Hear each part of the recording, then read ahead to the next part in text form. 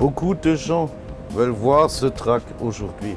Les Américains, ils ont payé le vol seulement pour être les premiers ici aujourd'hui. Pour la première fois, Mercedes nous a permis de monter à bord du camion du futur. C'est un camion qui conduit tout seul, ou presque.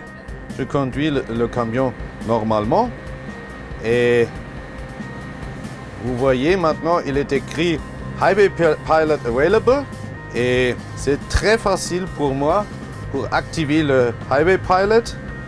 C'est seulement comme ça.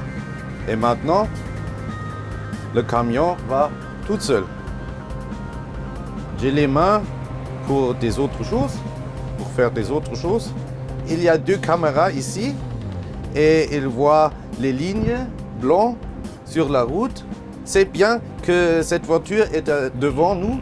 Le camion va plus vite parce que la voiture va plus vite aussi. Pour conduire seul, ce camion utilise des caméras pour analyser la route.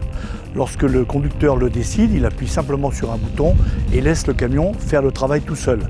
Par contre, il peut reprendre la main à chaque instant, simplement en touchant le volant ou une pédale. C'est toujours le conducteur qui décide tout. Le camion aide le conducteur, mais le conducteur est le chef.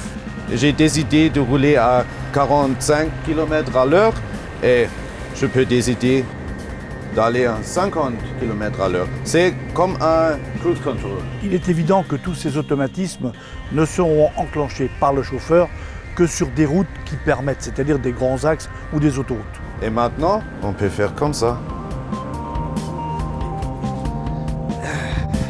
Et ça c'est bon dans le camion futur. Ça, c'est le confort, vraiment. Oui, ça c'est le confort. Et maintenant, j'ai la possibilité de peut-être trouver une place de parking au centre routier parce que c'est un problème.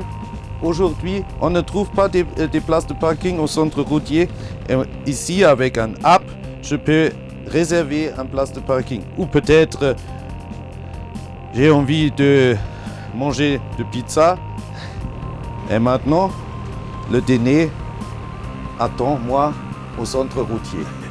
Ces systèmes qui permettent de remplacer momentanément le conducteur sont à l'étude depuis très longtemps par la plupart des constructeurs. Il faut dire qu'aujourd'hui, Mercedes présente un système qui est vraiment abouti. On peut imaginer que lorsque, enfin, son utilisation sera légalisée, l'usage du téléphone portable avec oreillette sera de nouveau autorisé. Ça risque d'être long.